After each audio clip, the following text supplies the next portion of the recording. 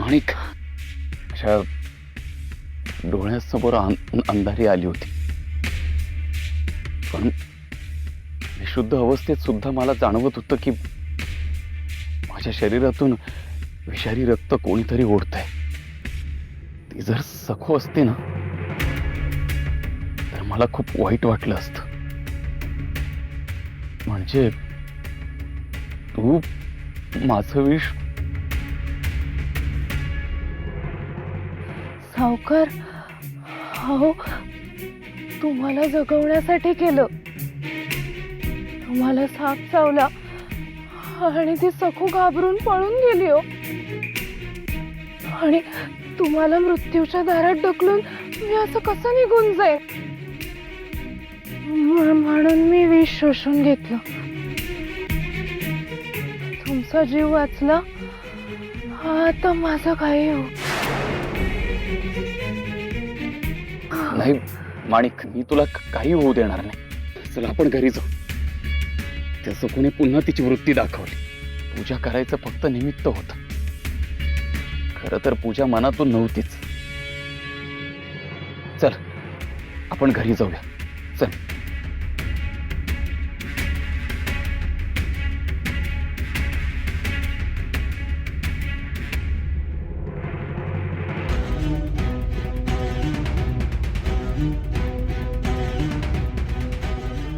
आई गो, सावकाश माणिक, हळू.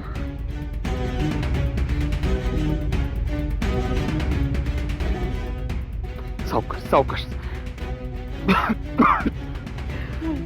हळू.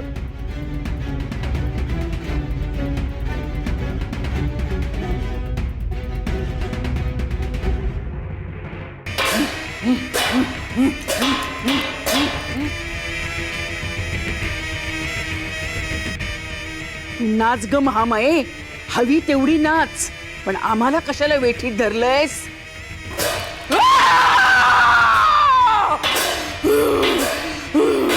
बाबाजी महाराज, आजच का अपशकुन झाला? अहो कधी आजवर तुमच्या पादुकावर, तुमच्या आसनावर पान पडली नव्हती, मग आजच कशी काय पडली? आजच का अपशकुन झाला? म्हणजे त्या अवधूताने माझ्या मुलाला किंवा माझ्या होण्याला सुनेला काही केलं नसेल ना बाबाजी? बाबाजी महाराज, आजच काय हे घडलं बाबाजी महाराज? पालीच्या रूपात, बाबा पालीच्या रूपात ती अवधूता परत आली की काय?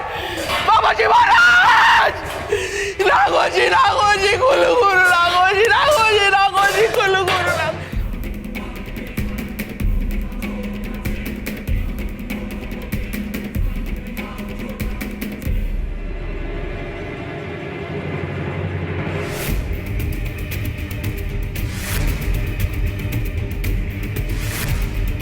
सखू, तुझ्या पतीला तुझ्यामुळे जरी जीवदान मिळालं असलं तरी तुझा जीव मात्र मला घेऊन जावाच लागेल.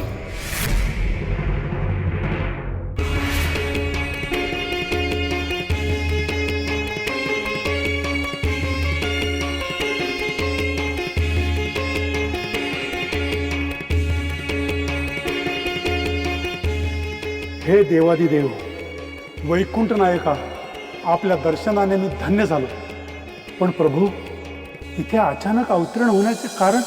यमराज, तुम्ही अत्यंत कर्तव्य तत्पर आहात आणि त्यात व्यत्यय आणण्याचा आमचा काहीच हेतू नव्हता. पण आमच्याशी एकरूप झालेल्या, आमचंच प्रतिरूप असलेल्या निस्सिम भक्तासाठी आम्हाला यावं लागलं. यमराज, सखू म्हणजे निर्मळ निरागसतेचं मूर्तिमंत रूप आहे. अनेक कसोट्या आणि तपांनी सिद्ध झालेली आहे. आमच्या प्रती आणि आपल्या कर्तव्याप्रती समर्पित अशी आमची प्रिय सखी आहे. अनेकांचा उद्धार करण्यासाठी सखूने जन्म घेतला यमराज, आणि सखूचं नियोजित कार्य अजून पूर्ण व्हायचं.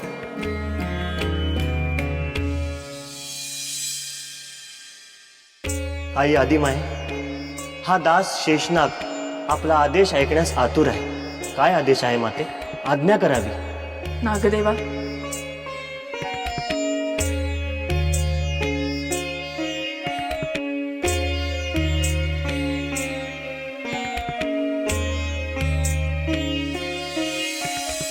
यमराज, अधर्मी अत्याचारी जीवांसाठी नियम हे कठोर असायलाच पाहिजे, पण परोपकारी धर्मनिष्ठ व्रतस्थ पतिव्रतेसाठी नियम शिथिल करायला नको का? आम्ही विनंती करतोय यमराज, आपण आमच्या समोर हात जोडून आम्हाला पापाचं धनी करू नका, पण देवा क्षमा करा. सावित्रीला संधी देऊन सत्यवानाचे प्राण परत केले होते, तशी संधी सकूला पण दिली होती देवा, पण सकूने नवऱ्याला वाचवण्यासाठी त्याचं विष शोषून घेतलं. आता ती किंवा तिचा पती दोघांमध्ये एकाचा मृत्यू अटळ आहे देवा, मला क्षमा करा.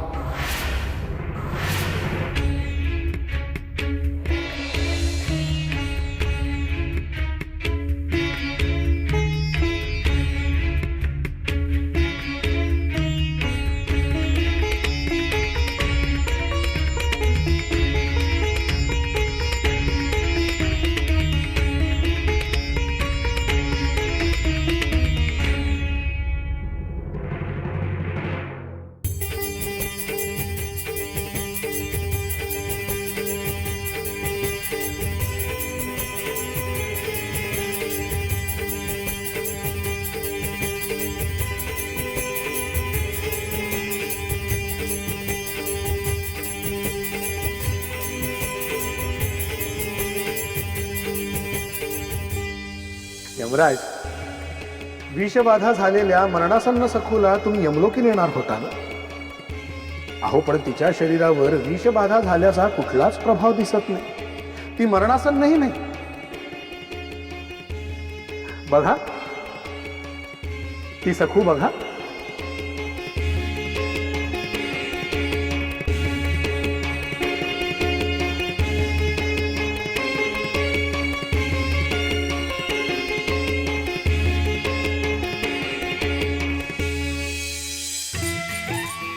हे पंढरीच्या विठुराया, आपली लीला आगाध आहे. मला बोलण्यात गुंतवून ठेवलं आणि आपणच लीला केली. सकू भाग्यवान आहे, जिला तुमच्यासारखा सखा मिळाला. सखूबाई जिवंत आहेत, उलट त्यांच्या निमित्तानं आपलं दर्शन झालं, हे अहोभाग्य आहे. धन्य झालो देव, प्रणाम.